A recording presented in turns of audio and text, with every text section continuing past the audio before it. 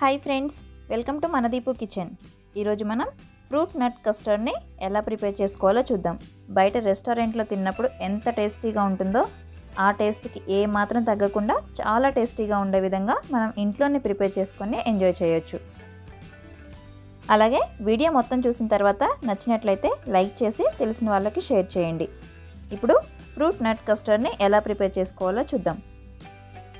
ముందుగా ఒక బౌల్ తీసుకొని దానిలో కస్టర్డ్ పౌడర్ని యాడ్ చేసుకోవాలి. ఈ కస్టర్డ్ పౌడర్ మనకి బయట షాప్స్లో కూడా దొరుకుతుంది. డిఫరెంట్ ఫ్లేవర్స్లో ఉంటాయి, వెనీలా, స్ట్రాబెర్రీ. ఇక్కడ నేను వెనీలా ఫ్లేవర్ తీసుకుంటున్నాను. పౌడర్ ప్యాకెట్ మనకి చాలా తక్కువ కాస్ట్లోనే ఉంటుంది.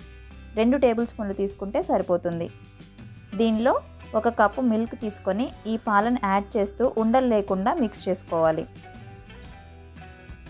ఈ విధంగా కస్టర్డ్ పౌడర్ని మిక్స్ చేసుకొని పక్కన పెట్టుకోవాలి. ఇప్పుడు ఒక బౌల్ తీసుకొని స్టవ్ పైన పెట్టుకొని దీనిలో 1/2 లీటర్ మిల్క్ని యాడ్ చేసుకోవాలి. ఇందాక తీసిన గ్లాస్ మిల్క్ ఈ 1/2 లీటర్లో నుంచే తీసుకున్నాను.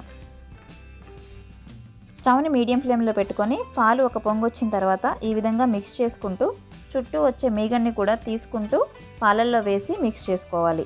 పాలు అడుగంటకుండా చూసుకోవాలి. దానికోసం 2 నిమిషాలకు ఒకసారి ఈ విధంగా మిక్స్ చేసుకుంటూ పాలు మరిగించుకోవాలి. వీటిని 5 నుంచి 7 నిమిషాల పాటు మరిగించుకుంటే సరిపోతుంది. ఒక పావుల వంతు ఇనికిపోయి 3/4 వంతు ఉన్నప్పుడు దీనిలో షుగర్ని యాడ్ చేసుకోవాలి. పంచదార మనకి 7 నుంచి 8 టేబుల్ స్పూన్లు అయితే సరిపోతుంది. 1/2 కప్ పంచదారని యాడ్ చేసుకొని చక్కెర మొత్తం కరిగేంత వరకు ఈ విధంగా మిక్స్ చేసుకుంటూ కరిగించుకోవాలి. షుగర్ మొత్తం కరిగిన తర్వాత దీనిలో 1/2 టేబుల్ స్పూన్ ఇలాచీ పౌడర్ని యాడ్ చేసుకోవాలి. ఇలాచీ పౌడర్ ఫ్లేవర్ చాలా బాగుంటుంది. ఆ తర్వాత ముందుగా కలిపి పక్కన పెట్టుకున్న కస్టర్డ్ని మళ్ళొకసారి మిక్స్ చేసుకొని పాలలో యాడ్ చేసుకోవాలి. కస్టర్డ్ని మిక్స్ చేయకుండా యాడ్ చేస్తే కస్టర్డ్ పౌడర్ మొత్తం అలాగే అడుగున బౌల్లో ఉండిపోతుంది. పాలలో కస్టర్డ్ యాడ్ చేసిన వెంటనే పాలు తిగ్గా అయిపోతాయి. స్టవ్ని లో ఫ్లేమ్లో ఉంచుకొని ఒక 5 నిమిషాల పాటు మరిగించుకుంటే సరిపోతుంది. ఆ తర్వాత స్టవ్ ఆఫ్ చేసుకోవాలి. ఇప్పుడు దీన్ని కంప్లీట్గా చల్లారనివ్వాలి. చూడండి, చల్లారిన తర్వాత కస్టర్డ్ కాస్త గట్టిగా అవుతుంది.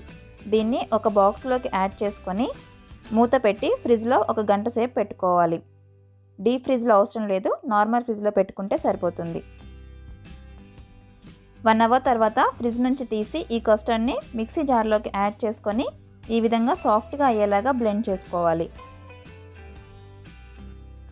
మనం గ్రైండ్ చేసుకోకుండా డైరెక్ట్గా కూడా తీసుకోవచ్చు, కాకపోతే కొంచెం గడ్డలుగా ఉంటుంది. అలా కాకుండా గ్రైండ్ చేసి తీసుకుంటే సాఫ్ట్గా రెస్టారెంట్ స్టైల్లో ఉంటుంది. గ్రైండ్ చేసిన కస్టర్డ్ని ఒక బాక్స్లోకి తీసుకొని మళ్ళీ 1 గంట సేపు ఫ్రిడ్జ్లో పెట్టుకోవాలి. ఈలోపు మనం ఫ్రూట్స్ని కట్ చేసి ఉంచుకుందాం. దానికోసం కొన్ని దానిమ్మ గింజలు, గ్రేప్స్, యాపిల్, బనానా, అలాగే డ్రై ఫ్రూట్స్ బాదం పప్పు, జీడిపప్పు, అలాగే కిస్మిస్ని కట్ చేసి పక్కన పెట్టుకున్నాను. 1 అవర్ తర్వాత కస్టర్డ్ని ఫ్రిడ్జ్ నుంచి బయటికి తీసుకోవాలి. ఆ తర్వాత ఒకసారి మిక్స్ చేసుకోవాలి. చూడండి, థిక్ కన్సిస్టెన్సీలో కస్టర్డ్ మనకి చాలా పర్ఫెక్ట్గా రెడీ అయింది. ఇప్పుడు కస్టర్డ్ని పక్కన పెట్టుకొని ఒక బౌల్ తీసుకొని మనం ముందుగా కట్ చేసి తీసుకున్న ఫ్రూట్స్ అన్నిటిని ఈ బౌల్లోకి యాడ్ చేసుకోవాలి. యాపిల్, బనానా, పోమోగ్రానైట్స్, గ్రేప్స్ అన్ని ఫ్రూట్స్ని యాడ్ చేసుకోవాలి.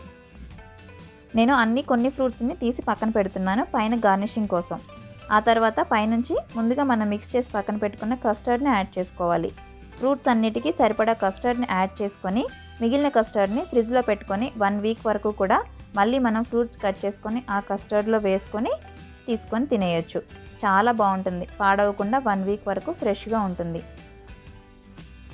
ఇప్పుడు అన్ని ఫ్రూట్స్ కలిసే విధంగా ఒకసారి మిక్స్ చేసుకొని మనం ముందుగా కట్ చేసి పక్కన పెట్టుకున్న డ్రై ఫ్రూట్స్ని కూడా యాడ్ చేసుకోవాలి.